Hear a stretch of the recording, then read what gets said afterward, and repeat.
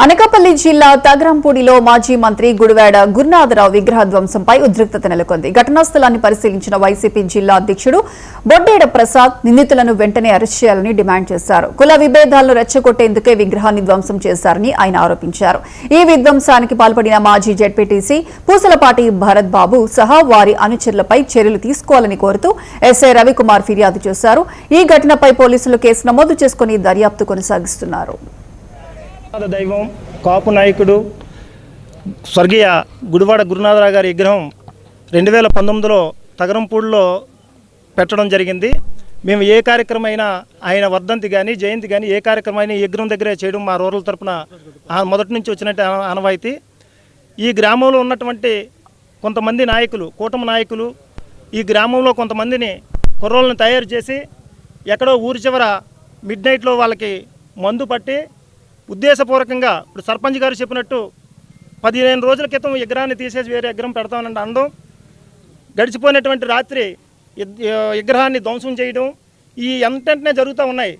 మరి ఇక్కడ ఉన్నటువంటి అనకాపల్లి రూరల్లో ఉన్నటువంటి పోలీస్ శాఖ వారు ఇవన్నీ ఆధారాలతో సహా ఉన్నాయి. మరి తక్షణమే వాళ్ళని ఈ విగ్రహంలో ఎవరైతే విధ్వంసంలో పాల్గొన్నారో వాళ్ళందరినీ తీసుకొచ్చి ఈ వెనకాల ఉన్నటువంటి బడా నాయకులు ఎవరైతే ఉన్నారో వాళ్ళని కూడా తక్షణం అరెస్ట్ చేయవలసిందిగా కోరుకుంటూ, మరి అలాగే ఏదైతే ధ్వంసమైందో వాళ్ళ చేత విగ్రహం పెట్టించాలి.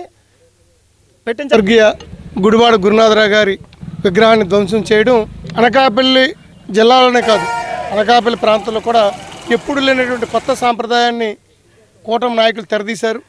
ప్రశాంతంగా ఉన్నటువంటి అనకాపల్లిలో కులాల మధ్య చిచ్చు పెట్టడానికి ఒక గురునాథరావు గారు అంటే ఒక సామాజిక వర్గానికి చెందిన నాయకుడే కాదు, ఉత్తరాంధ్రకి ప్రజల్లోంచి వచ్చిన నాయకుడు.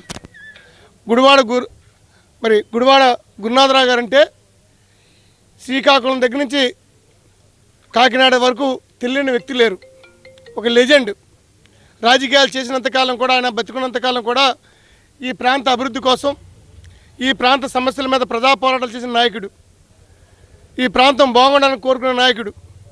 పార్లమెంట్ సభ్యుడిగా, మంత్రిగా వివిధ హోదాల్లో ఈ ప్రాంత అభివృద్ధికి ఎనలేని సేవలు అందించిన నాయకుడికి నివాళులు అర్పించుకోవడం కోసం గ్రామస్తులందరూ కలిపి సొంత డబ్బులతో మరి 2019లో ఒక విగ్రహాన్ని నెలకొల్పితే, మరి ఆ విగ్రహాన్ని ఈరోజు కూటమి నాయకులు గత 10 రోజులుగా సర్పంచ్ గారిని బెదిరించడం, విగ్రహాన్ని తీసేస్తాం, వేరే విగ్రహం పెడతాం.